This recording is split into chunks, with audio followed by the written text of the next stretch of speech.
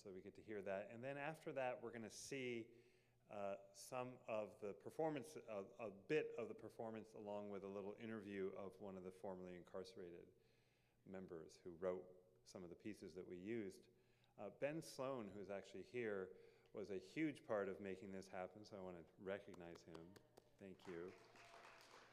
He is basically the reason that it happened, and they came, the dean at that time, Lee, came to me and said, can you make a play out of these writings that Ben had collected over a decade of working in the prisons? And I said, no, I can't, but I can do a kind of a theater, movement, music, visual kind of thing. And that's what we did, and it was really wonderful. And I ended up working in the prisons myself and was not allowed to record anything they did. And so this is the best we could do, and it was a way of making an exchange happen. Anyway, I'm going to introduce Latasha, who co-directed with me often and did many, many of the pieces that we did, and she is about to graduate from VCU herself. So, Latasha, if you would read.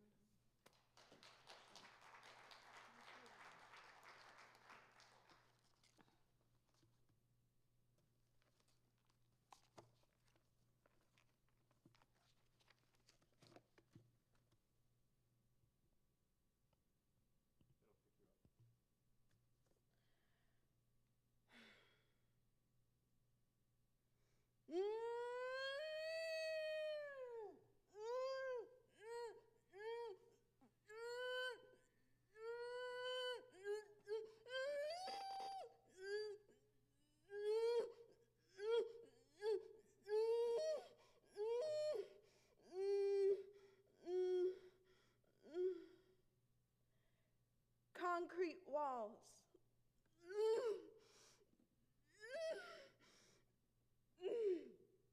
Concrete walls chilled to the bone, gnashing and wailing, fate unknown, disapproving, angry voices spill your guts, your blood, your choices over your shoulder, cloudy, hazy,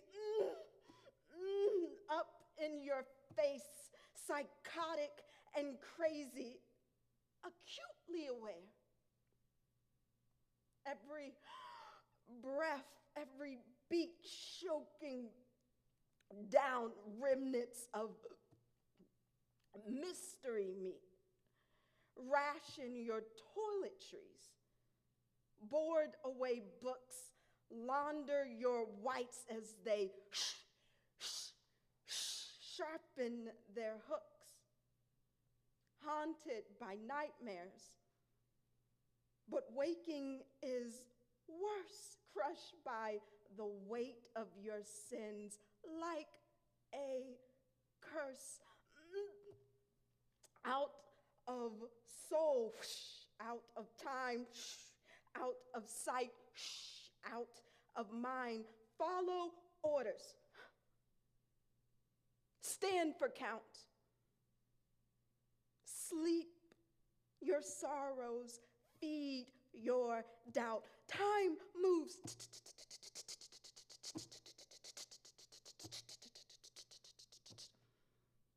You're not invited. Day and night, no more divided. Here in the sum of the choices, here in the sum, here in the sum of the choices you made. The valley of death, your sins have been weighed. Correction walls, chilled to the bone, watching and waiting, fate unknown.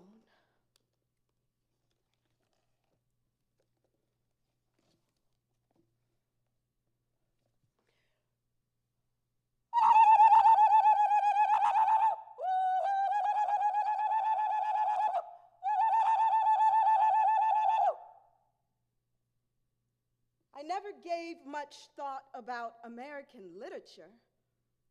So when I heard this was being offered at PVCC as a summer class, I was a bit worried. After not being academically active more than 2 years, thanks to COVID-19, my brain became full of dust.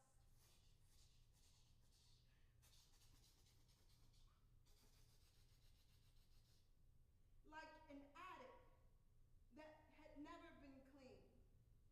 Would this then be the class that would shake all the dust loose? I thought to myself, am I in trouble? For a minute, I thought maybe, just maybe I should drop this class. But I remembered, I'm a fighter.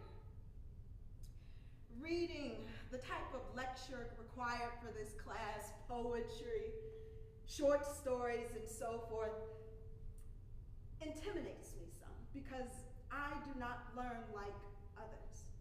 I suffer from ADHD and dyslexia because of this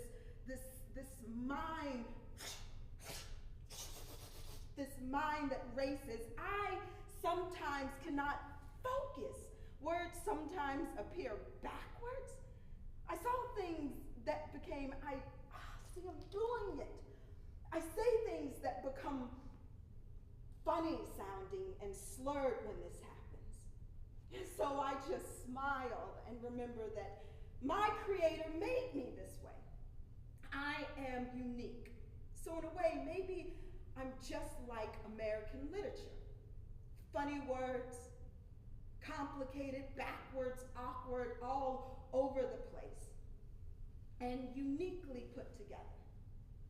I have many questions concerning American literature. How do people get picked to have their writings published? Who defines what is literature? What if I do not understand or just can't break down the poem or story? Do I have to write a poem? For God's sakes, I hope not. My people are of the Ho-Chunk Nation, which actually means people of the big voices. The big voices. The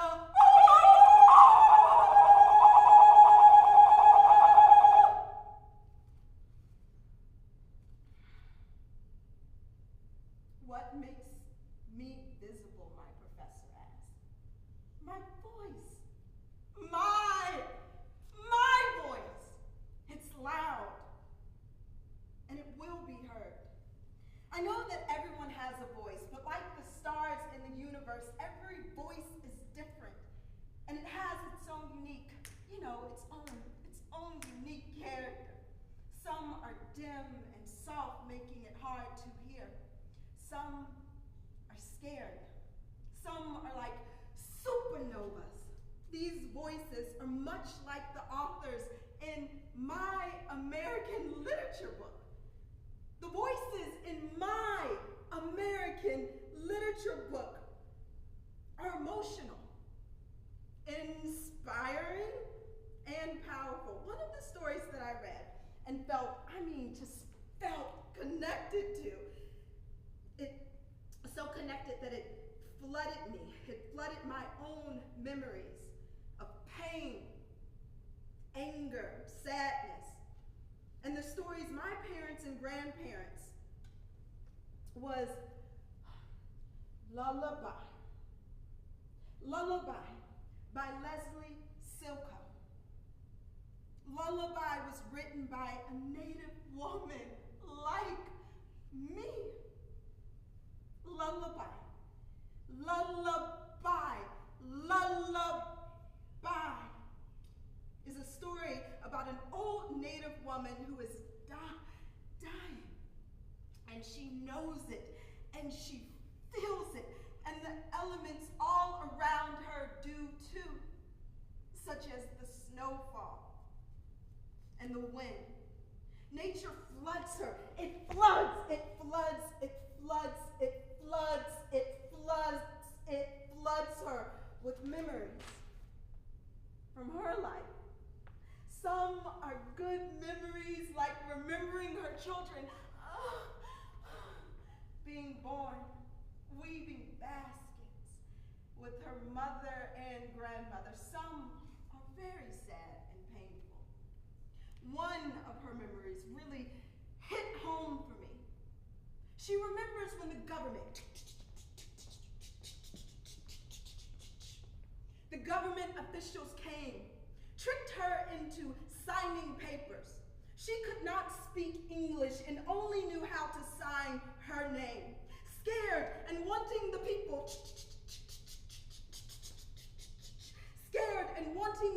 to leave, she signed, not knowing that she was signing what she was signing. And the next thing you know, they were trying to take away her children. This story brought back memories from my childhood and angered me because my grandparents went through this same thing. Even though this story is fictional, things like this happen to Native Americans. Lullaby is a story about memories. It is about voices, how voices impact lives, how words inspire, and how storytelling confronts and soothes, thereby shaping people and the world we live in. Memory stories allow us to never to forget an event, even if it brings about laughter or sadness.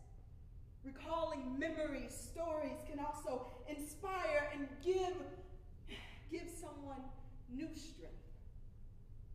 So it turns out, American literature is not so bad. It's not as bad as I thought it would be.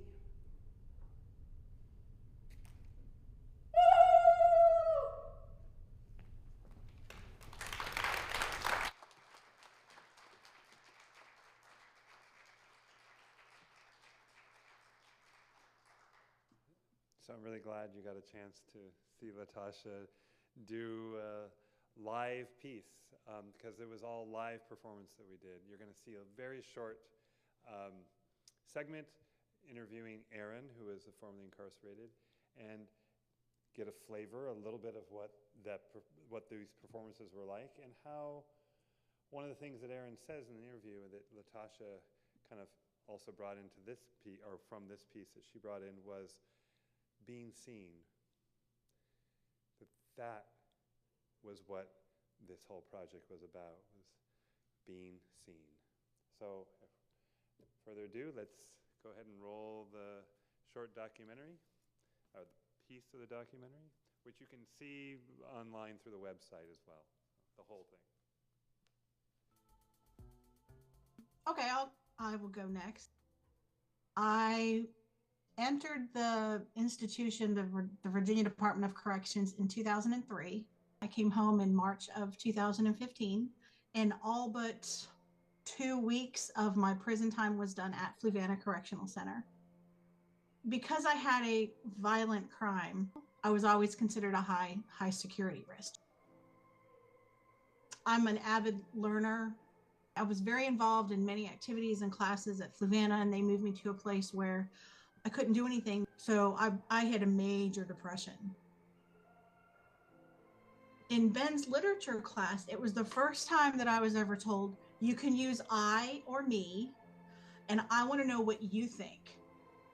It was a safe space. It was absolutely a safe space for us to be vulnerable and talk about the ugly sides as well as the happy stuff. For an hour, however long the class was, 2 or 3 times a week, I got to go, forget about where I was, and feel like I was actually back in a classroom just like hundreds of thousands of other people, and really learn something. More than anything, I got to feel normal in the most abnormal of places.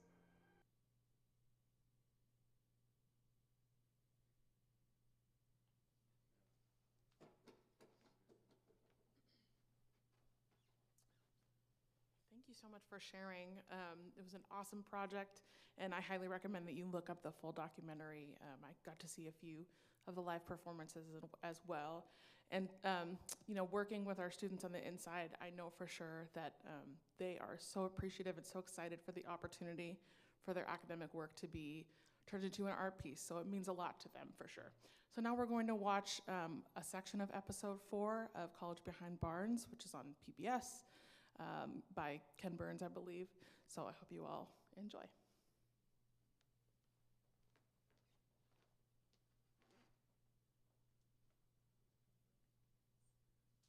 America, we believe in the power to break down barriers. That's why we're proud to sponsor College Behind Bars from executive producer Ken Burns and director Lynn Novick, highlighting the true power of education. What would you like the power to do?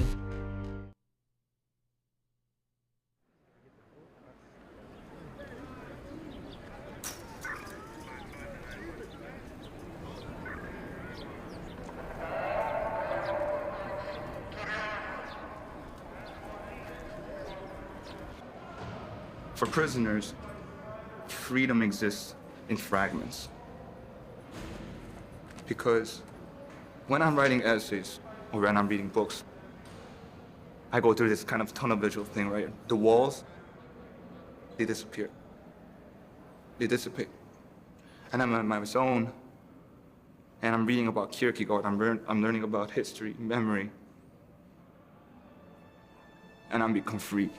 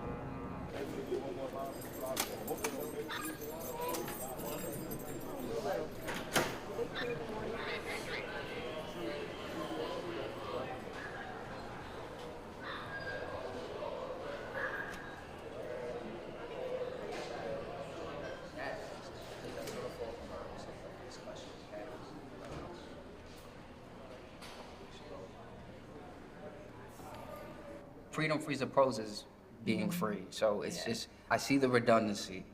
I guess they had all these constraints, right? Where they couldn't assert a freedom in that in their art form, right? They had to abide by certain conventions, by certain principles, right? Certain ideas of what art is and how you write poetry, right? What poetry's supposed to look like and what it's supposed to sound like. Yeah.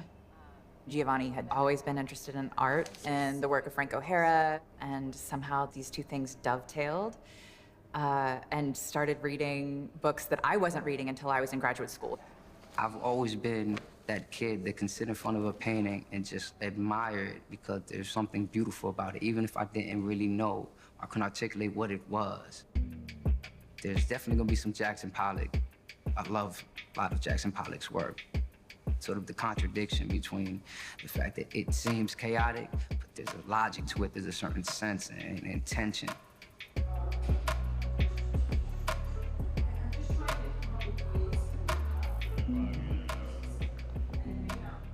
What she's looking at is the pre-colonial body, right? The moments before she suffered this trauma, and that's what her nostalgia is for. Because how could you want a place that did this to you? Exactly. And so, you know, from that, I really began to wrestle, or at least get a clearer idea of what her nostalgia was really about.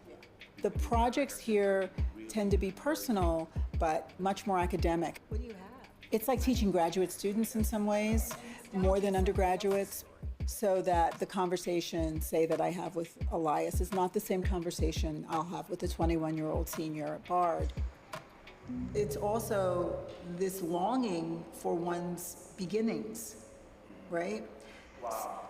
You know, and that, those words are actually stitched through Diaz's book, because Lola's constantly waiting to begin.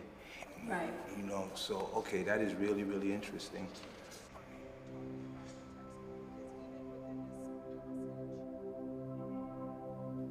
I came to prison when I was 16. I can't undo the 20-some-odd years that I've spent in here. I would never, for the life of me, want to see another 16-year-old kid throw his life away. If there's something that I could do, if I could sit in your place right now and show you, look, this is you in 26 years. You don't have to make the detour. My nephew, Michael, was kind of wobbling out of high school. There was a moment when my sister and I were really worried about what he was going to become. And I challenged him. You know, I challenged him. You have to make choices that look at the outcome of what those decisions are. I asked him to do this thing. Go in the bathroom that night. Take your music player, take a couple of books. Make the bathtub your bed. And then think about the fact that that's where I live. That's where I've lived for these past 26 years. He needed to see. And I remember speaking to my sister, and she was like, you know, he came out of the bathroom, and he said, Mom, I can't do it. I can't live in a bathroom. And he got himself together, you know, and that was one of those moments when he redirected his life, and he went on to get his bachelor's degree in child psychology.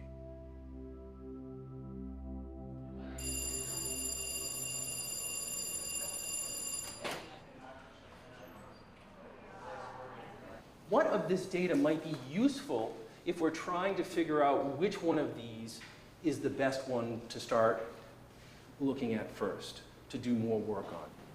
We could look at the actual sequence to see what amino acids do comprise that length. So the course is called Genetics and Evolution. It's a 200-level course that I actually teach at the main campus in Annandale as well. This particular group of guys have now taken 3 courses prior to this, and we're very anxious to take the course that the students at Bard take. And I'm teaching it in exactly the same way, using the same readings, going at the same pace. There's almost this palpable sense of urgency. They want as much as they can, as fast as they can get it. And I think part of that is because they have a sense that tomorrow this could all be taken away. This semester, I'm presenting on a paper that deals with the role of keratins within eukaryotic cells, specifically within epithelial cells. What they were trying to figure out is the exact role of keratins in relation to cell stiffness, to cell deformabilities. And you're using photons to deform cells. And this becomes relevant because how stiff your cells are plays a part in invasiveness and proliferation, especially when you talk about things like cancer. For the first time in my life, education is something that I have totally dedicated myself to. How do I communicate the impact that education is having on me? This is not just getting a degree. This is changing fundamentally the way I think, I behave, the way I interact with people. My brother doesn't have that, right? He doesn't have the credentials that I will have. There's always some type of disconnect. I'm institutionalized off the rip. If I see someone looking at me for too long, I'm like, what are you looking at? I get aggressive with people. I'm always looking in my rear view mirrors. It's hard always to know what's going on with my brother. So I call him up. I'm like, would you say something? Tell me something real. Stop rapping, stop telling me about the strip club. He's trying to make up for that time. And I'm like, yo, there is no making up. That time is gone. You have a prepaid call from an inmate at Eastern New York State Correctional Facility. Your advance pay account has a low balance. If you wish to accept and pay for this call. Hello? Yo? You know, I've been ducking you lately, you heard? You've been ducking me lately. Yeah. Man, I'm behind 30-foot walls in a New York State maximum security prison. How is you ducking me? Because I'm hiding from you. Like, nah, I've been seeing your phone calls, but I've been like, wow, busy lately. Like, busy to the fact where I can't even pick up the phone. So. I'm your brother. I know you. You talking to me like I'm one of your broads. Like, I've been busy. I've seen your calls. Like, come on. Seriously. I can't even explain to you how I'm living. Like, I really can't. Like, on the vision, I can. Like, really, how it's really going down. But, like, right now, you know, we can't do that. But, you know, but being in the club, it's like, it's a movie. Like, we in the club, bro spent $30,000 on a section for 4 hours. You. That's nice, good for you, but at the end of the day, other things matter. Listen, this phone about to hang up. Yes. Okay. So I love you too. That's a pretty normal conversation. Him calling, yelling at me, or me ducking his call, or him calling me, oh, I need this, I need that. I pass my time working out, reading, and politics. Like, if it was something negative in the prison going on, I was in. Nothing like Dawan. Like, Dawan, he's on a whole different kind of time. He's into the books and stuff. I wasn't into none of that. So, we just two different people.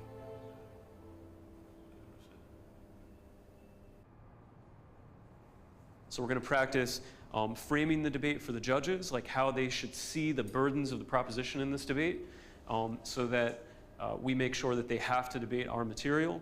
And then we need to be prepared for any eventuality. Everybody who's up there needs to be a quick decision maker and think like, okay, it's this, I know what to do in this situation. I want them to have an idea of what they're going to do and then be able to adapt in the moment and make their own decisions, right? They shouldn't be saying what I want them to say. They should be saying what they need to say in the moment to win. In a couple weeks, we're going to be debating Harvard. The topic is public schools in the United States should have the ability to deny admission to undocumented students. And we have to argue that that's the case. Been spending the last couple months figuring this out. We got to have a hard corner to argue from, and it seems like we might have to say that immigration's a problem. You know, not that the children themselves are a problem, but we've got a problem on our hands. And it doesn't seem like there's any other defensible way to argue this position. So we gotta tighten that out without having to sound like Trump. It was really like a team effort. So let me ask you this real quickly. Strategically, what is the weak point that you see in your argument? It seemed like when you weren't in class doing your work, you were talking about the debate. It is the creation of an even larger problem. The only viable solution at our disposal is to grant local school boards the ability to deny. During the 1970s and 80s, the achievement gap between white and black 13-year-olds, low-income students dropped out at rates 5 times higher than that of their higher-income counterparts. How are we gonna prove that public schools in America should have the ability to deny undocumented students? It's a challenge, right? If we win that argument, we really win. Yeah, because if we lose, that's 2 losses in a row. You can't have that. It's good to be on the stage with Harvard, but it's much better to be on the stage with Harvard and win. Welcome to Eastern Correctional Facility, and thank you for coming. Thank you for having us. We're handicapped in 2 ways. We have a Harvard team that is experienced, very experienced.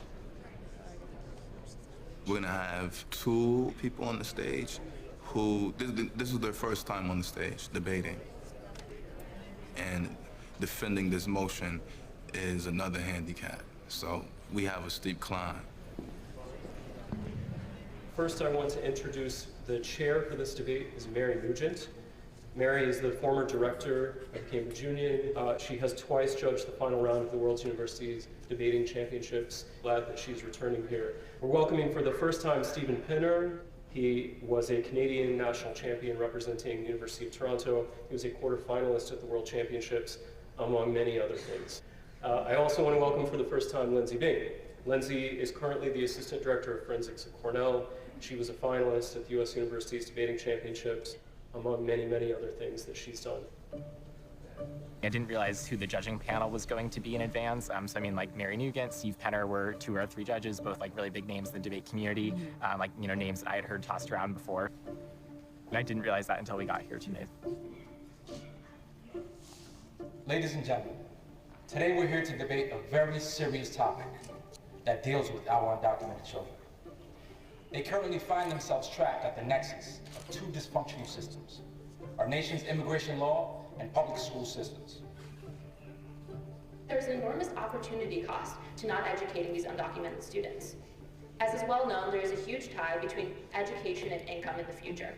Students who have not completed a high school degree earn $10,300 less than high school graduates. The result of this is a high cost to society, as these students are essentially forced into a cycle of unemployment, crime, and poverty. We cannot control the influx into our classrooms. Why?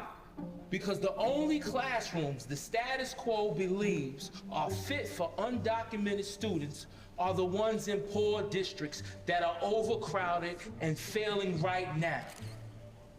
Ladies and gentlemen, there's one common thread stitched throughout this debate. The practice of warehousing students in overcrowded classrooms ultimately results in low grades, high dropout rates, and failing schools. We didn't think it would turn into an educational reform debate, so we weren't as prepared for that. Yeah, I mean, I think framing it that way kind of meant that we sort of had to rethink our, you know, approach to arguing against their case a little bit more on the spot. So that was definitely a challenge. What makes these undocumented students so different from other students, and why they don't deserve this right to education? It would just mean more adolescents standing around idly with limited skills, little opportunity to improve their situations, which then creates ripe conditions for increased gang activity and crime. First of all, I want to point out that they have completely dodged the fact that is central in this issue, in this debate, that these children end up in poor schools. Indeed, they went on to speak about these children in a very negative manner.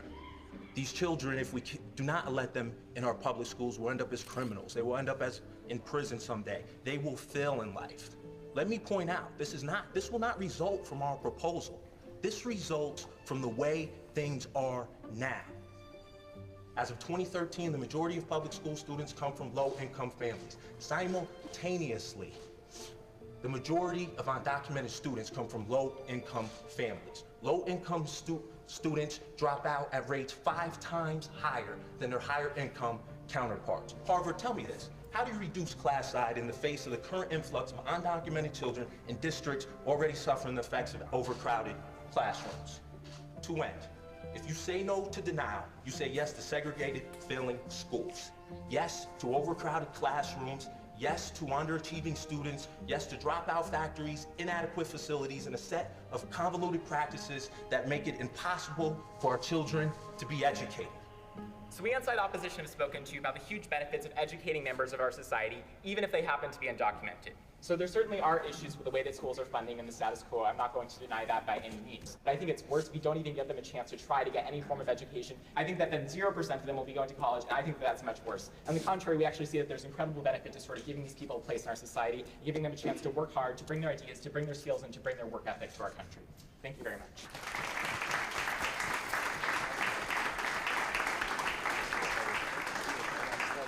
We're now going to have the judges adjourn for a few minutes to make a decision.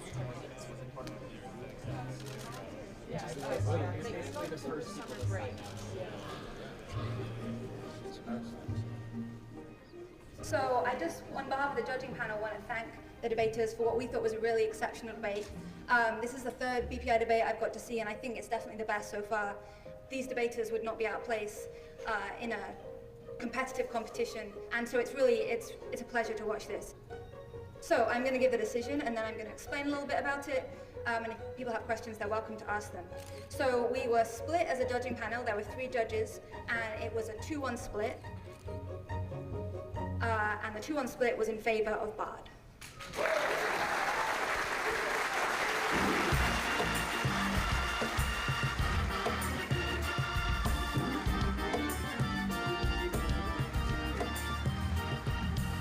Word is spreading about an unexpected loss suffered by the prestigious Harvard debate team. They lost not to Yale or Princeton, but to the debate team from the Eastern New York maximum security prison. Harvard's debate team, licking its wounds this morning, it just lost to a team of prisoners. Ooh. Harvard. Being in the debate, people would come up to me in the yard, and you know, like, this is prison. People just do not walk up on you. So I'm looking at like, yo, why is this dude coming this way? He's like, yo, I seen you on TV, or I seen you in the paper. Good job. I have had guards come to my cell and be like, oh my God, here you are. I just seen you're all over the internet. One of my friends, he said, you and Bob, right? So yeah, he said, yo, you in that debate team?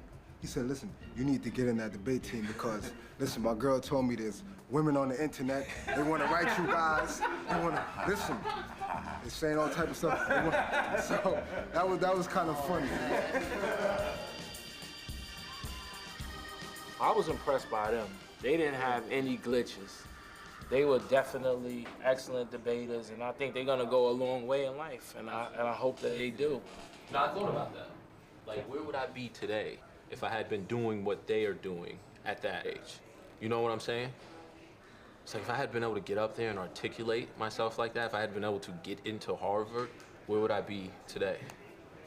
You mean Harvard?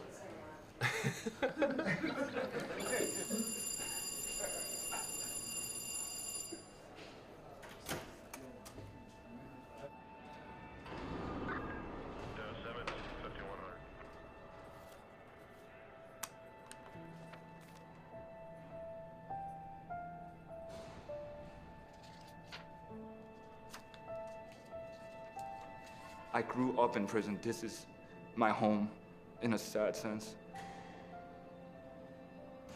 My dad, he blamed himself for my having come to prison because he says, if I had spent time with you, I don't think you would be in prison, so forgive me. My dad was always at work, so the kids that I grew up started calling and saying, hey, let's hang out. In Flushing, you get into fights. It's not a nice neighborhood. And we were winning fights. One day, a fight erupted. I just remember it was chaos, right? Just bodies flying all over the place. About an hour after we left, we found out that somebody died. And my heart just dropped. And it was the first time I realized a fight can be a huge deal. It can destroy someone's life. It destroyed both the victim's life in a senseless death, and it destroyed my life. I was charged for manslaughter, and God knows how many years I might have to do. The degree of hopelessness was so deep at that point, right? Because I imagined myself coming out of prison as an old man with nothing. And I don't tell people this, but I tried to kill myself when I was 16. I waited for the officers to walk, to their midnight walk, and I waited 30 extra minutes. I took my bed sheets, I wrapped it around the ceiling light.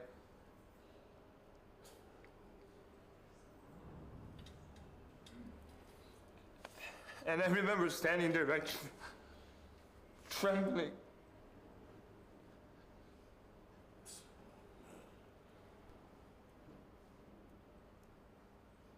Let me tell you, I couldn't do it. Why?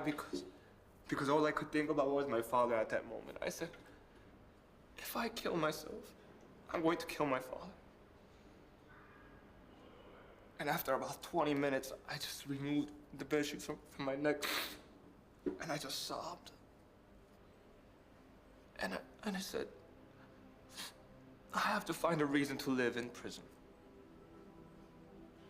When I speak to my father, I don't tell him that I got 2 years and a half left. I tell my dad, Dad, I got 5 months left. 2.5 years to my release, yeah, but 5 months to my graduation. Because it's such a huge stepping stone that in itself, it's a goal, a huge goal. And right now, all I see is that line, right? That 2 years, I'm not even thinking about it. Right now, I need to make graduation without getting in trouble.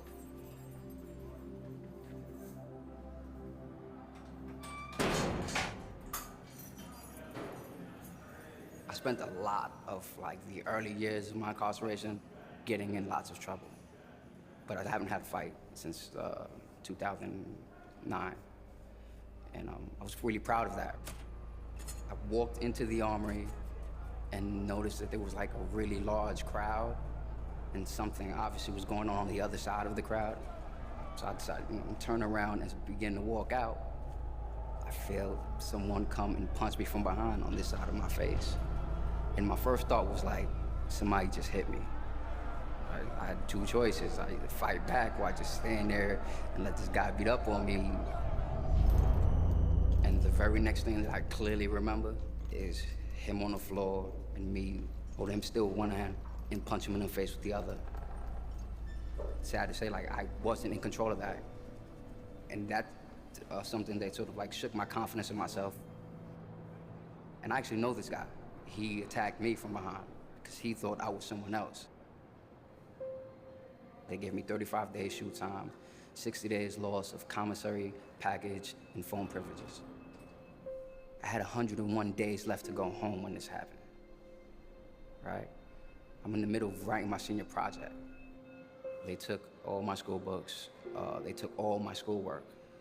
We're talking about 6 years of papers and months of senior project notes, work, handouts, things I've read, and nobody knows where it's at. The work, basically, I have to do all over again. On top of the fact you're banning me from the school building, it just doesn't make any sense to me.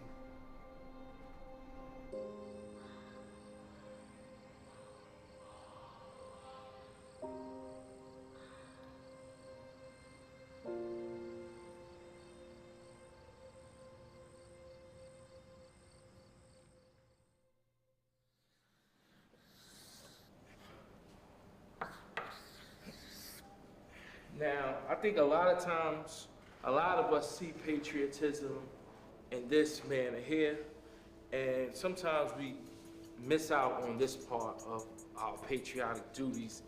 And right now, at this point in the semester, the students are giving individual presentations on the research that they've done so far. If you really want to see democratic society, then we have to target racial subjugation and gender inequality. And so that's how women's rights was developed within the anti-slavery movement.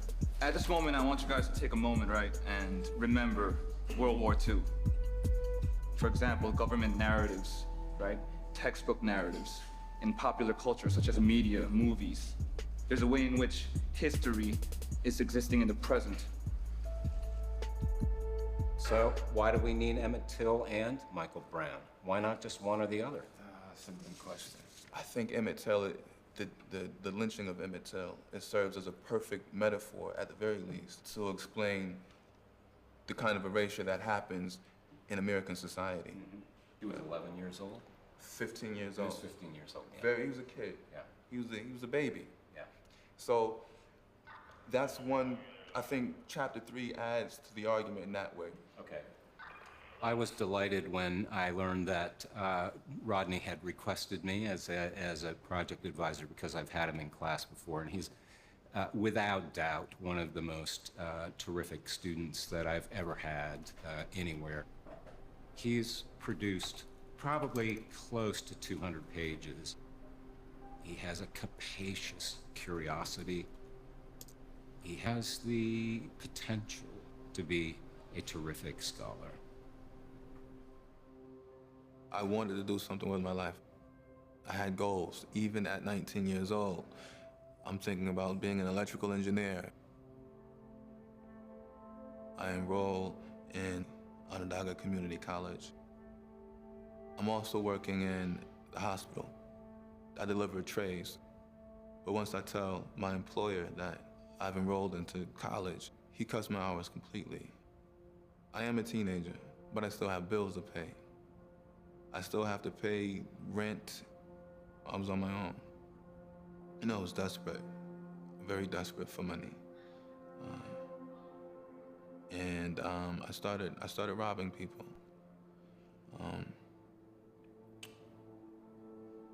And, you know, a robbery went terribly wrong.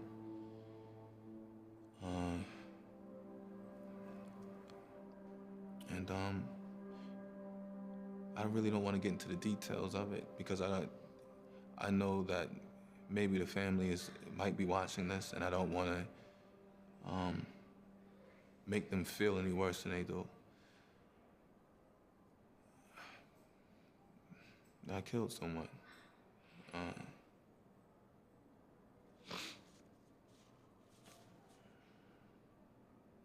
Over the years, I had never forgotten that this man was a father. I never forgot that. And that he had a young daughter. And she's a young woman now. She's a teenager now. So there's a lot going on inside about this with me, right? On one hand, I know exactly what it feels like to lose someone. I really know. I really know what it feels like. On the other hand, it's not fair to the family for me to equate their loss with my loss. And there's nothing I can say. An apology. That doesn't address any of their pain. I'm responsible for all of this. How do you, I don't even know how you go about even convincing people that that one action is not who I am, that one act is not who I am.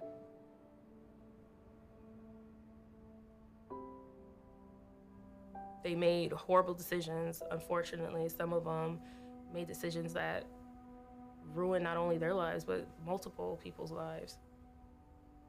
It's very unfortunate, but a lot of them are trying to make up for it as best as they can. I mean, they're trying to pay back to society.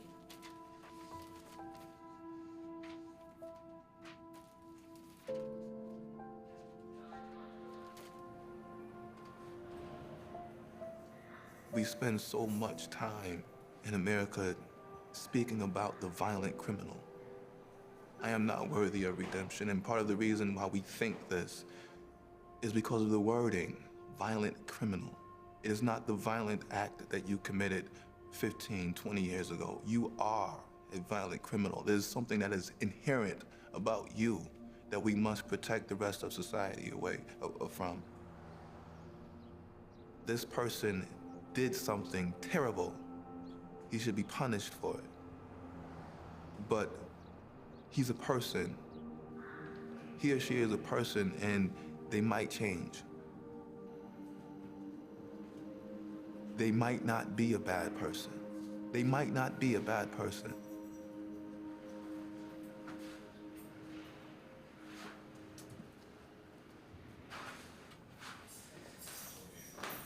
It's like it's not real.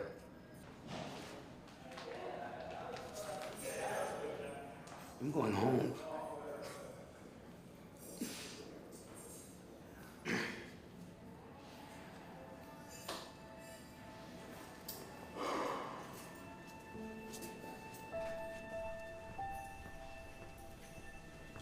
I'm excited, of course, but I'm scared. What's it gonna be like? I mean, of course it's gonna be hard, but like, how hard? I haven't been home since I was 16. I was a kid. I'm gonna be 28.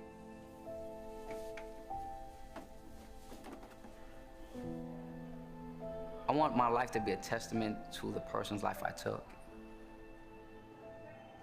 That requires working to the best of my ability and making my life itself a symbolic memorial to his. If I don't, it's just like I'm further disrespecting his memory. So I sort of have to make this work. That's the only way I'll be able to redeem myself. In my eyes, in my family's eyes, in society's eyes. That's the only way.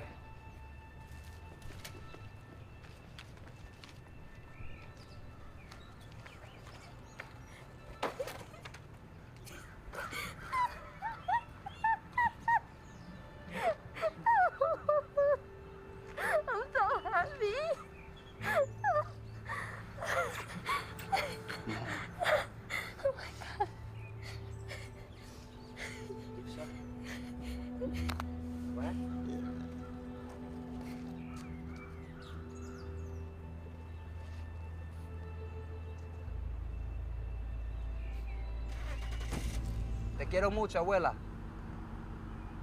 Okay, bye. How you turn it off? Any call. Oh, look, my screen is black. I don't want to turn on. You gotta press the button. What button? This button. That's a button? Press it. Where's the instruction manual? You just gotta know how to work it. No, man, I need an instruction manual or something. Just like, just looking at it. What town is this? Wow. You are popular. I can see the bridge. What bridge is that? George Washington? See, now I'm home. 'Cause everybody needs an angel. And everybody needs a smile. And everybody has an angel. Everybody wants tomorrow right now. Welcome home. All get done. Come on, not bad.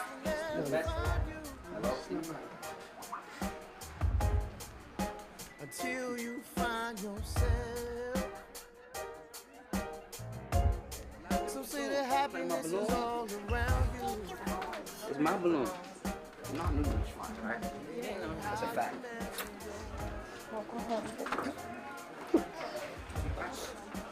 Ready to eat? You can eat.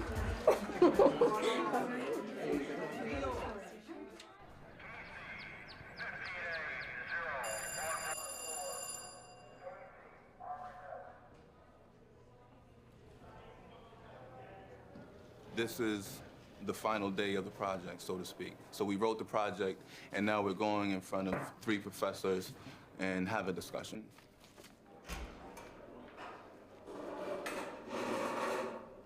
Rodney.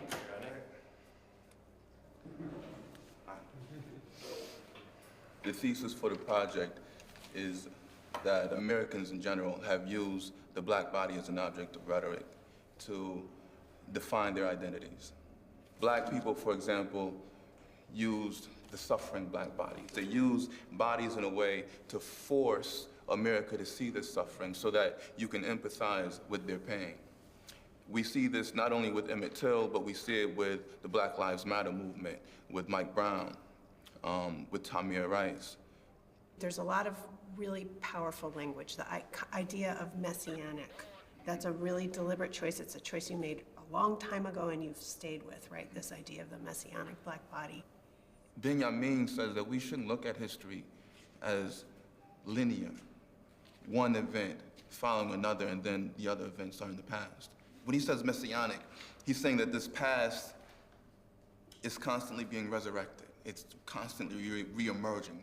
Well, when we take the black body, it's a container of all of this history of suffering and resistance. So we have a body of Mike Brown lying in the middle of the street for 4.5 hours. But for many of the African-American activists who are seeing this body in the middle of the street, they're not just seeing Mike Brown. They're seeing all of the previous acts of indignities, injustice. And it's not just their personal experiences, but the entire quote-unquote race. And I think messianic black bodies, it allows me to explain why, again, why African Americans can look at a black body and say, listen, that is all of this history and it's me.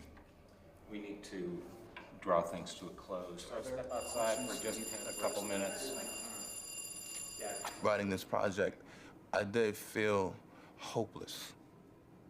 Seeing the body of Emmett Till, it was just very sad. And all of that, it just became so much for me. I had to push the project away at several points during the process and just take a break because it was just heavy. It was just too much for me. So this is the afterword. During the course of my research, I developed a hyper-awareness of the many, often insidious ways in which society disfigures the personhood of marginalized people. I noticed the attempt of so many to lump disparate elements into the category of blackness or some other category meant to house the unworthy. Categories such as offender or inmate. It is difficult to live, to function in one of these categories. It begins to feel like scurf that one cannot scrub clean from the body. I am a, quote, irredeemable, trapped in one of these crippling categories for the undeserving. I'm reluctant to use the word anger. In America, anger and blackness and offender is considered a volatile mixture. But everyone, every single one of us should seethe when injustice is rampant and bodies are falling and the nation is divided about whether or not the losses of Eric Garner, of Laquan McDonald, of Mike Brown, of Trayvon Martin, insert here, are worth mourning. Mourning is not a question of race and bodies. It is a question of humanity. Let me say it plainly. The black body is a prison of flesh, and the truth is unforgiving. African Americans can no more relinquish their signifying black bodies than they can change the history of this nation. But they must continue to demand.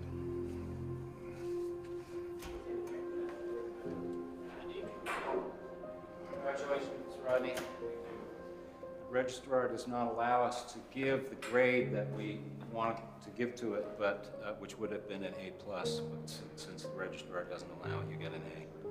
Thank you. Congratulations. Thank you very much. Thank you. You're welcome.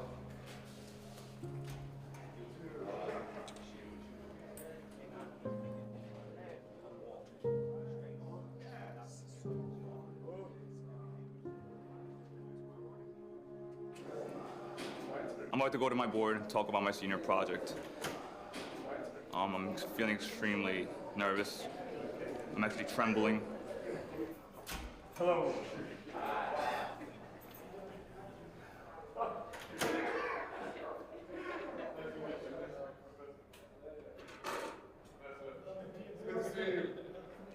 One thing that jumps out with me, which is, it's on page 38, and it's at this point that you're talking about the novel Clay Walls. Yes.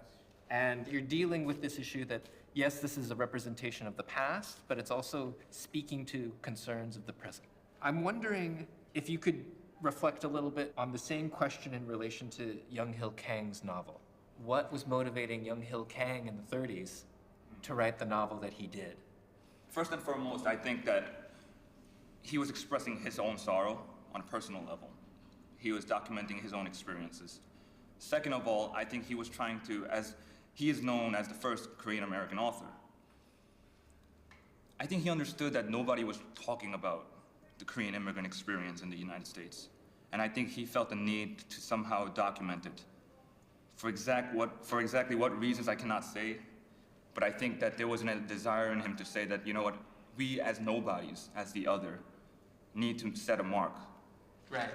Can you think about what do the novels say together? There's some resonance between them, right? Together, these novels are saying that, look, since the 1930s, not much has changed.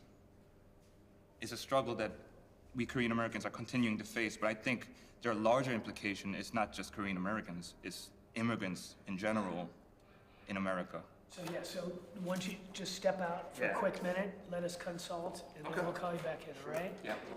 Don't go far. Don't go far. Okay.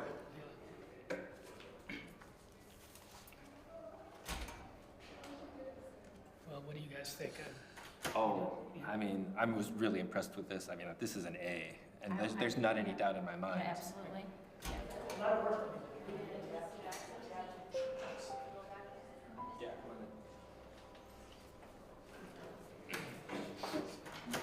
Congratulations, Sebastian. We thought it was an A project, definitively. Yeah. Congratulations.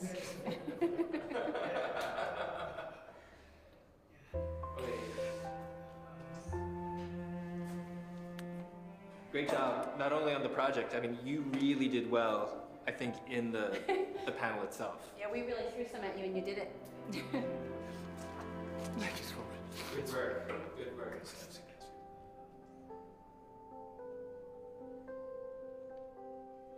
I want to go home and I want to look back in prison and say, prison was terrible. I never want to go back. But I learned something.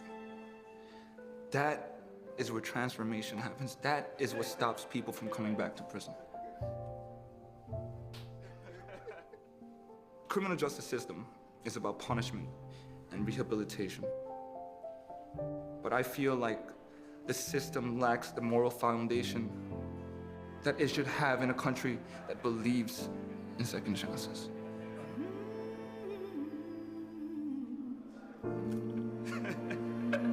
I'm just so happy. Thank you. Thank you.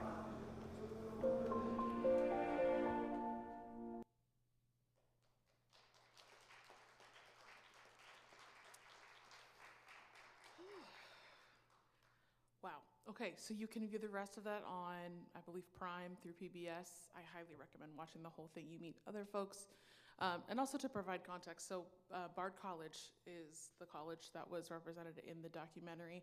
Bard College has been doing this work before Second Chance Pell came back, and they're continuing to be leaders in the field. I was really lucky, actually, last week to go to a conference in New Orleans, the National Conference for Higher Education in Prison, and meet Rodney Spivey-Jones, who was the gentleman on the Messianic Black Bodies. He's doing really well. But you can watch the rest of the documentary to follow up with the other folks. So now I have the pleasure of introducing a gentleman, Jesse Crossan from the Second Chancer Foundation.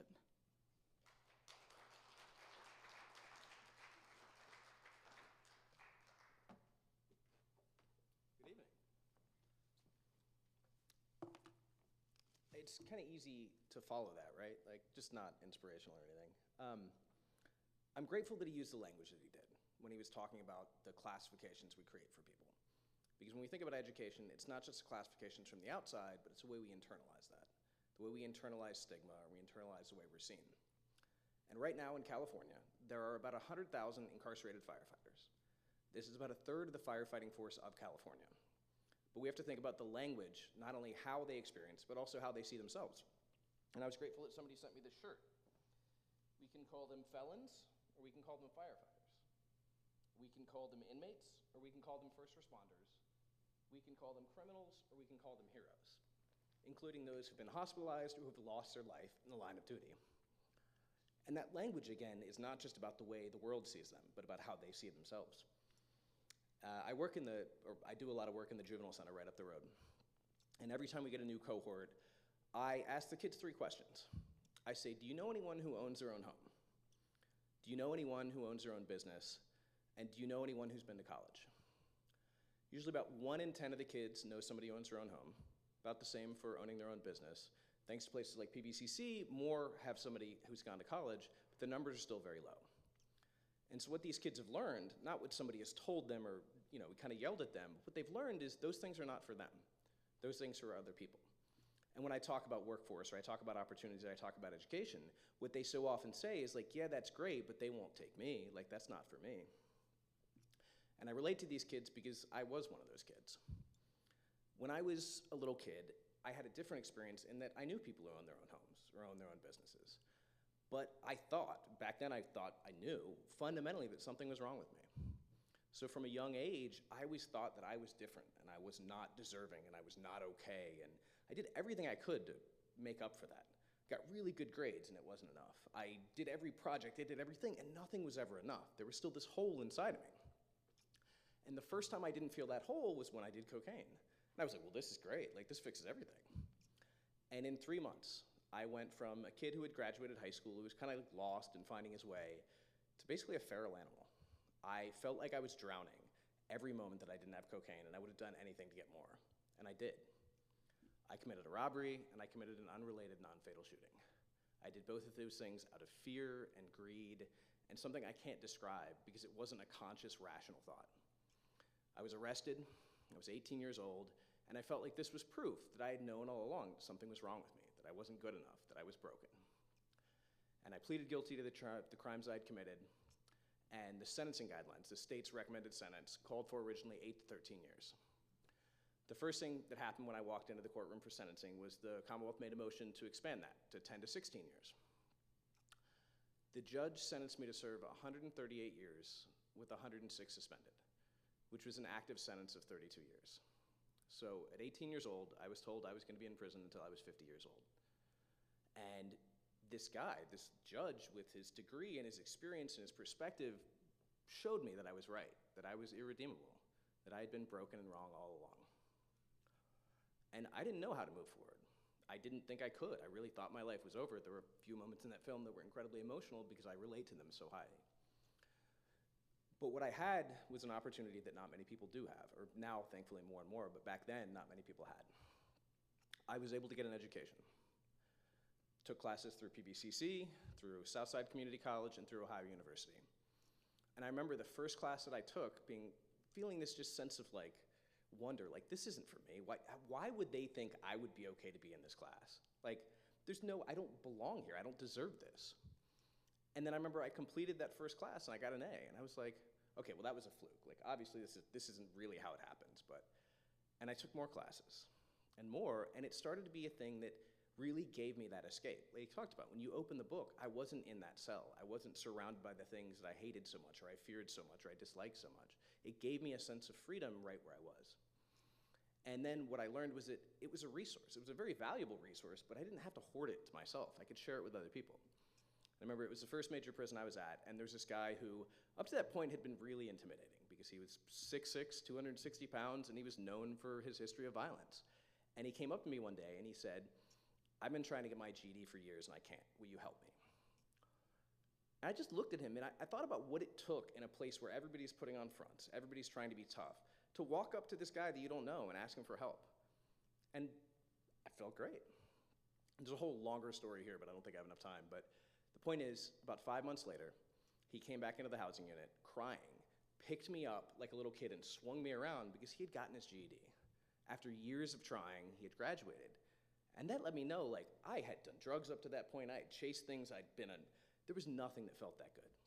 And then I thought about the teachers that I had and the fact that I was able to pass that on to other people, and I realized, like, this is what I want to do. This is where I want to be. And I continued that. I was really fortunate through that kind of pursuit in education, or that beginning of believing in myself, that I was able to get a bachelor's degree from Ohio University, that I was able to become a journeyman electrician, that I was able to help start a peer sport mental health program and a garden.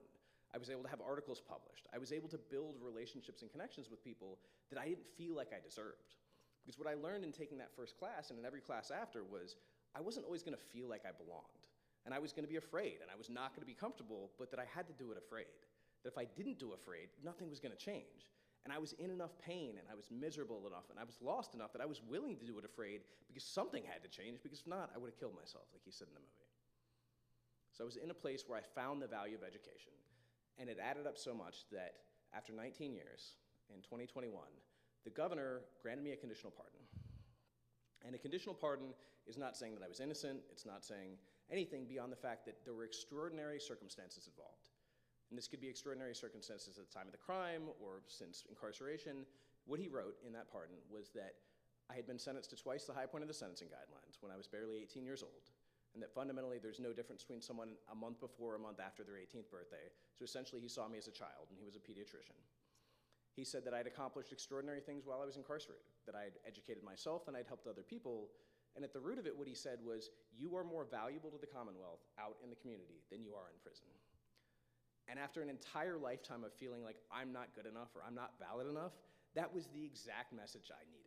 I remember reading that. I was sitting in the office. I didn't know this was happening. I had an hour and a half's notice. And I was reading those words, and I was crying, and I was trying to explain to the officer why I was crying. And they were like, but you're going home. Why are you crying? Because in that moment, I didn't even give a shit about going home. It was about reading those words and that feeling like I finally belonged.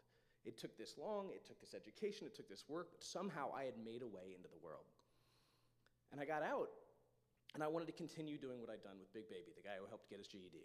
I wanted to try to figure out, how am I going to do that? And I was really fortunate that I literally was at a party with somebody, and he said, tell me your story. Went over my story, he took notes, did everything, and I was on the 5th round of interviews for this big national nonprofit at that point. And he sent me an email the next day, and he said, I want you to not take this job, and here are 10 reasons why. And they were all legitimate reasons, they were accurate, I didn't know it then. And he said, I believe in you, and I believe in what you're doing, and I believe in you so much that if you start a 501c3, a nonprofit, I'll fund you. I'll give you seed funding to do whatever you think will make the biggest impact because you know better than anybody else. So I was able to start doing reentry services. I was able to start going to the juvenile center and the jail. I was able to start a national mentoring program. I was able to start trying to create for other people the same resources and opportunities that had gotten me through and allowed me to become the person that I was, because most people don't have that. Most people didn't have that. I mean, still, unfortunately, even with the work we do, most people still don't have that. But the experience of going into the juvenile center and bringing a speaker series where we bring people in who've been there before. We bring in formerly incarcerated business leaders and government leaders, people in the nonprofit world, people in the social organizing world, and every one of them can tell the kids, I've been in that seat where you are, but you haven't been where I am. If you want to come to my side, if you want to come to where I'm at, here's my phone number, here's my email, give me a call when you get out. Let's help you get to where you want to get.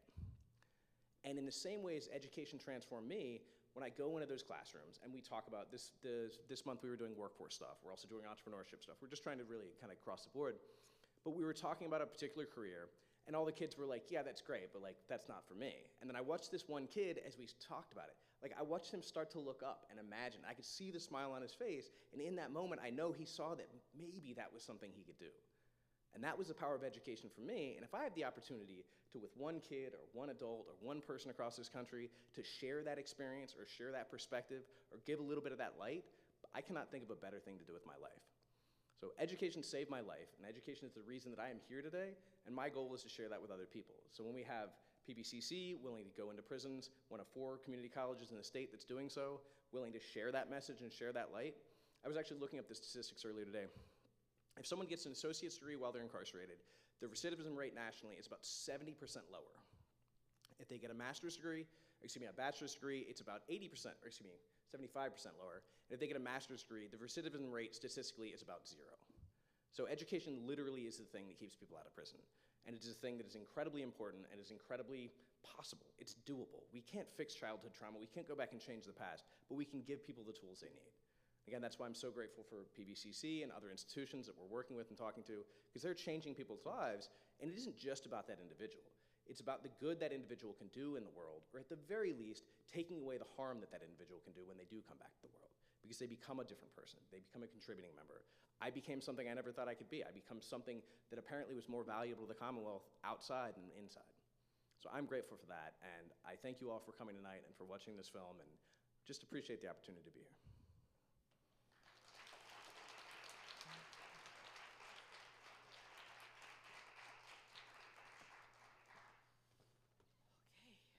Thank you, Jesse. So Brad and Latasha, do you both want to come up and field some questions? I hope you all have been thinking of questions during this time together. So we'll wait for Brad and Latasha.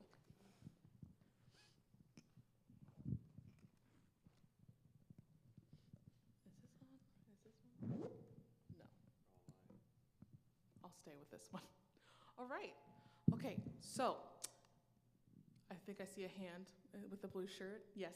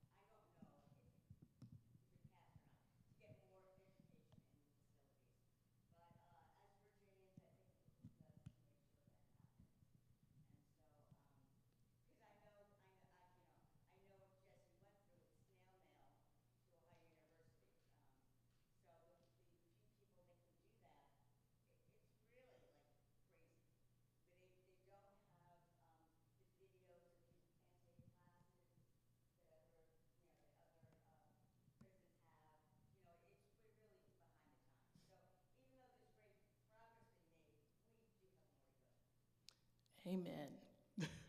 So I want to repeat what you were saying. So Virginia is one of the southern states who still does not have a bachelor's degree program in any of our correctional facilities. Jesse, do you know more about the bill? Do you want to talk more about that bill that Governor Glenn Youngkin did not sign? He didn't I don't veto. think he's vetoed it, but I think he just hasn't signed it. It's like if you ignore it, there's no issue. So Virginia Interfaith and another number of other organizations are working to expand access, as well as working to have conversations around technology, because, as you said, I took 15 years of writing out things pen and paper, sending them in through the mail, getting them back, having to wait until I got them back to send the next assignment, being delayed, sometimes being penalized because I didn't get something back in time so I couldn't send it off in time, because there's no internet access. There's no access to communication. There's no access to technology. And that's kind of an unwavering thing. Now, there have been some conversations. Thankfully, the head of the DOC is willing to have some of those conversations, but a lot of it is a policy issue, which is going to come down to the governor and whether he's willing to support greater access. And as to the specifics of the bill, I'm not the policy person, so I'm not the perfect person to talk to. But there was hope that this would start to unlock the door to more expansion of education. And there are also, Julie, you could speak to this, issues with the accreditation agencies, so even though there is second chance Pell money, most of the schools can't use it. There is hope. UVA, I met with one of the people, and you actually met with one of the people today, who's looking to start a 4-year program through UVA, doing it at a couple institutions, and just doing a pilot and expanding from there. So I think we're moving in that direction, because a couple years ago, there wasn't even a conversation around higher ed in prison, and now it's a conversation, and there's obviously some kind of like push and pull politically, but there is hope, and I think we're moving in that direction. And with the exception of, you know, Youngkin not signing this bill, or not signing the bill that he literally wrote, which is bizarre, I think that we're moving in that direction slowly and just against some resistance. Indeed, we are. And I can't say a ton more, but I will say please be paying attention to the news in this area, because there is good news coming across the state, and hopefully that good news will spread to technology. Currently, at our facilities, none of our students have laptops, tablets, internet. Everything is written, handwritten. So When you can't even bring paper in right now, can you? no, they can have paper, but we have to go through a workaround. I have to bring it to their warehouse. So our faculty cannot bring paper through the front right now. Hopefully that goes away. But there are a lot of restrictions. So not only do our students on the inside have to study in their tiny cells, in the noise and the distraction of being incarcerated, but they also have to be a college student without any of the resources that a college student on the outside has. So, and yet they still succeed at higher rates than our students on campus. They produce graduate level work. If you talk to anyone who's taught inside the prison, they'll tell you those students are excellent, they're dedicated, and it's a great experience. Thank you for that question, and I hope we'll have a better answer next year when we all meet again. All right, anyone else with a question? Yes. So grateful to hear so much of Jessie's story. I'd love to hear the experiences of the other panelists that brought you to have such passion for this opportunity. So you asked I want to repeat it because this is being recorded, so we want to make sure all the audio is recorded. So you were asking what our other panelists, what motivated you, what drove you, and what was really important about this work? Okay, thank you. I'll start off and then pass it over to Latasha, but the thing that affected me most was actually when I was in college myself and read the book We're All Doing Time by Bo Lozoff, who was called the Prison Ashram Project, of which it came out of, and it was a very inspiring book with many stories of prisoners in the book, and their transformation basically from doing meditation and just relating it to, so he wrote it for people in prison, and then it became very popular outside of prison. So I knew I always wanted to do that, and then I had several opportunities to do some volunteer work within the prisons, one teaching nonviolent communication, another using this form playback theater, and going into Fluvanna a couple of times. So that's what brought me, and then when this opportunity happened, I was just, yes, however I can make this happen, that I'll do it. So that's me, but I'd like to pass it now to Latasha. My response is like several things. I remember being very, very young, up late one night, and watched a very similar documentary on TV, and then going to bed being like, one day, I'm gonna do something like that.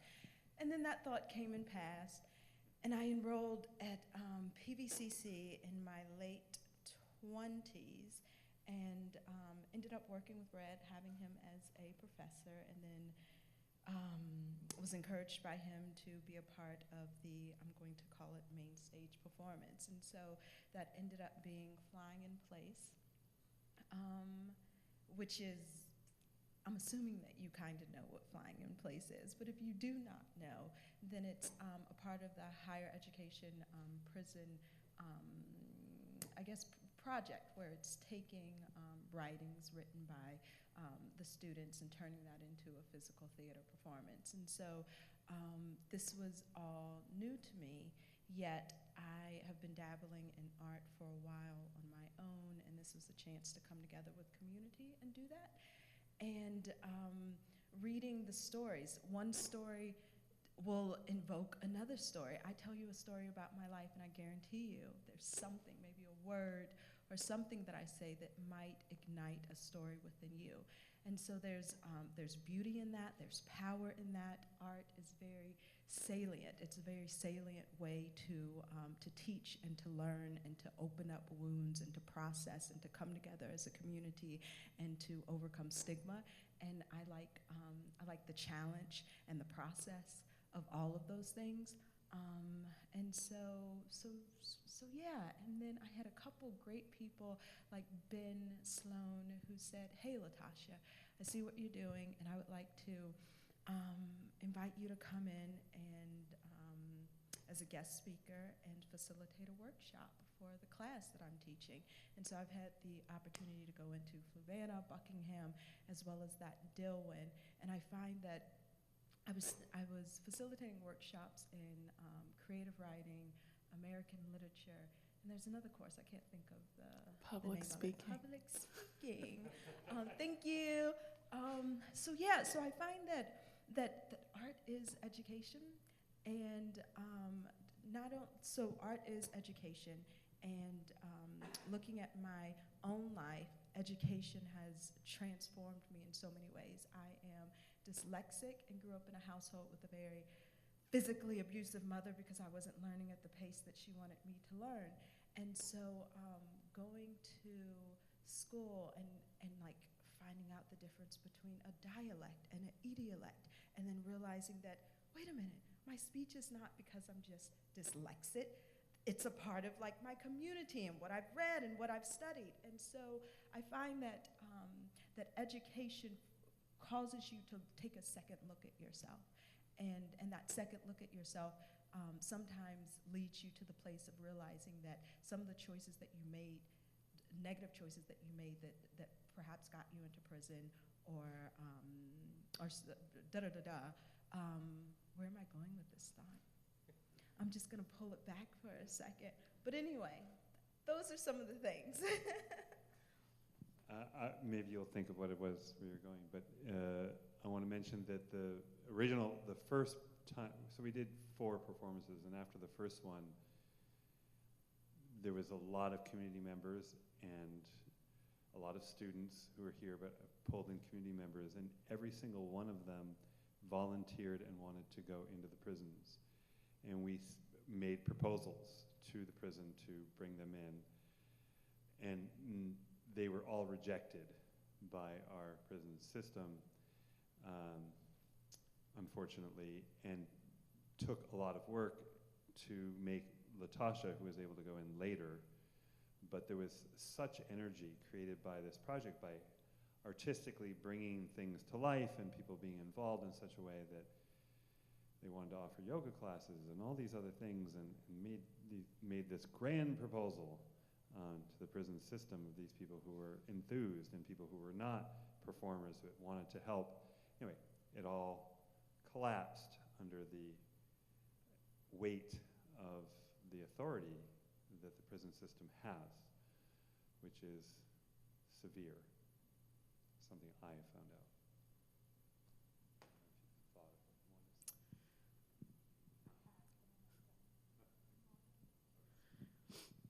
I will say that Latasha has been, I said public speaking, I teach public speaking also in the program, and Latasha has been a guest in one of my classes, and my students in my course evals were writing your name down and saying, please have her come back. So thank you for visiting, and I hope that you get to come back to more of our courses, and it was such a phenomenal experience for them. Anybody else? Yes.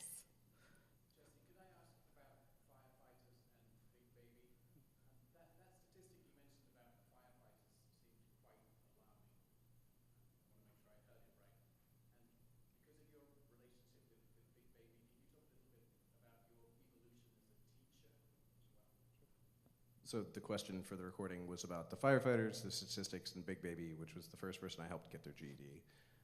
So the statistics are, there are about 100,000 people, which is 1/3 of the firefighting force, that are both incarcerated and firefighters. Now, CAL FIRE theoretically has a program to keep them off the kind of front lines or the most dangerous positions, but people have died, and thousands of people have been hospitalized, so there's a relative nature to that safety. But no, unfortunately, those are the real statistics. As far as my education, or my evolution as a teacher, I worked with Big Baby, and that was just the moment for me. And one of the happiest moments for me was when he got out, somebody ended up getting me his information. I was able to call him and hear what he was doing and where his life was and the jobs he was working and the relationship they had. And he went back to a really bad community. That was the biggest issue that I was worried about, and this is the same thing that we have with the juvenile center. The kids tend to do amazing on the inside. And then they go back to the same home or the same neighborhood with the same problems, and it doesn't matter how much they've done on the inside. They're kind of fighting against the whole world. And he went back to a community that was just like that. He, at least initially, kind of like pulled himself out, got a couple jobs, was doing well. I know he ended up getting in some kind of trouble again, but I've kind of lost touch with him, and I do really want to know how he's doing. I've literally done like a plea on social media, like, can somebody please find this guy? His name's Patrick Wagstaff. He lived in Danville. I have not been able to find him. As far as evolution, I continue to tutor people to some degree with GEDs. For example, this is one of the prison mentalities. Because of one of the violent charges I had, I was not able to be a tutor at the first prison. I was ineligible to be a tutor because they considered me a threat, which I thought was like poor choices, because they gave me a job in the wood shop with power tools, which seemed really questionable. But I continued to do that to some degree. I found a young kid who's actually relatively from this area who wanted to go to college. And it was kind of a pipe dream, kind of the same as me. Nobody in his family had ever been to college, and he didn't feel like he deserved. He didn't feel like it was possible, and he didn't have the money. You know, I was really fortunate to have family and friends and people who came together to pay over that 15 years for me to go to Ohio University and take the classes through PVCC, because even if they are much more accessible, before Second Chance Pell, I mean, $200 for a class, that's a year of wages. That's what I would make in a year. That would literally be, I'm not gonna eat anything, I'm not gonna brush my teeth, I'm not gonna do anything, but I'm gonna go to college. But what we found was we found a sponsor for this kid who would buy him textbooks. So I still had some of my old textbooks. We got him a textbook. We went through a curriculum. We basically did initially a 2-year and then closer to a 4-year degree. The thing is, he didn't get any grades for this. Like, there was no award, there was no accolade, there was no degree. But what I saw was the transformation in him, because he started off, and even from the outside, he could not write a sentence well. He could not structure an idea or a paragraph. By the end, he saw the competency in himself, and he realized, hey, maybe I can do this. And he started saying, well, maybe I could actually go to grad school or go to law school, or maybe I could do something else. And he is successfully out here in the world. He makes a lot more money than I do. He runs a business and has been really smart about what he did, and he has a kid. And I definitely don't take credit for that, but when I think about the impact that I want to have on the world, I look back at who he was when we finished our class or we finished our program and who he was when he started. And if I was any part of that journey or that evolution, that was what I wanted to do. And that's, to some degree, what I still hope to create with the kids in the juvenile center. Or like, I mean, today's been a big day. I met with the head of juvenile probation, met with a couple people nationally, because we're looking to create those opportunities not just for while they're inside, but also to, how do we create wraparound services for these kids when they get out? Like, how do we actually create a structure that is safe? I mean, because I think fundamentally that's the thing. I know I felt, in a weird way, safer in prison than I had in certain circumstances of my life. And I know for a lot of the kids, there's one kid in particular who kept going back to the juvenile center because that was where he was safest. Because where he was at home, he was not safe. And so he would get in trouble, he would get caught with a gun, he would do something crazy. He didn't want to hurt anybody, he didn't want to get in trouble, he wanted to be in a place that he was safe. So when that kid gets out, the chances of him succeeding are low unless we can create wraparound services and services for the family and a safe space for him to be. So I think, personally, what kind of fills my cup is working with people one-on-one and still doing the same thing I was doing in prison. But what I've realized is I have the opportunity and the platform and the ability to kind of bring people together, and that ultimately that creates a larger scale impact. I don't like doing that as much as I like working with people one-on-one, but I feel like if that's what it takes to have the bigger impact, I think that's what's important. Thank you. All right, anybody else?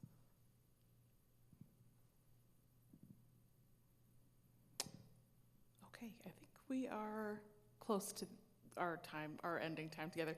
But before we adjourn, I want to say thank you so much to our guests and performers.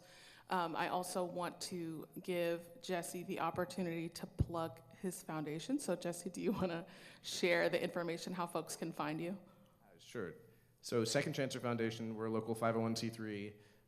You can go to second-chancellor.org if you're interested. We are always looking for mentors for our national program. We're looking for people to share their experience around entrepreneurship or just professional skills or their experience with reentry if they have one.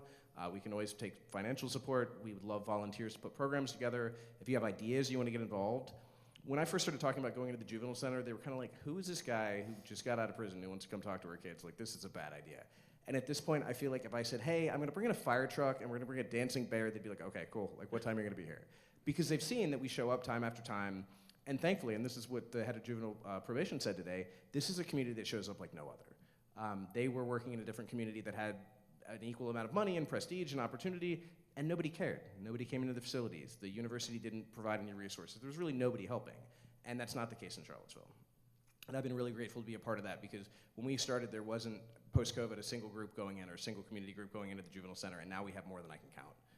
So seeing that and seeing the way people are inclusive is the goal of Second Chancellor Foundation. And it's also just the goal of, I think, larger people in the community to come together, to like build community, to help one another. And I think that there are all kinds of taglines or mission statements, but what it really comes down to is what I was saying about the firefighters or what he was saying in the movie is the way we see ourselves is as important as the way other people see us. And if we can change that role, if we can help somebody see themselves as a firefighter or as a worker or as a helper or a teacher or anything other than a criminal or someone who's hopeless or someone who's irredeemable, just that will change their lives. And just that will ultimately, by a ripple effect, change the lives of the people around them. So that's our goal, and we appreciate any support you have, or if you just act as a community and welcome people back in, because there are people coming back. 95% of the people in prison are coming out one day. And if they are for the rest of their lives defined by the thing that they did 5 or 10 or 50 years ago, there's not a great chance of them succeeding. Absolutely. And I also want to say that there's, again, more information about PVCC's program at the table in the front. I also want, we didn't talk too much about Pell this evening, but I do want to say there are students in our program who are ineligible for Pell, most of them for having loans in default. So they are unfortunately penalized for trying to better their lives previously, right? So if you would like to donate, there is a QR code on that pamphlet. You can support our students who are wanting to be students with us but are ineligible for a Pell Grant. So thank you for considering that. Again, thank you so much for taking the time to be here. I want to thank TomTom and also the Virginia Humanities for sponsoring the Prison Creative Arts Project. Thanks, guys. Have a good night.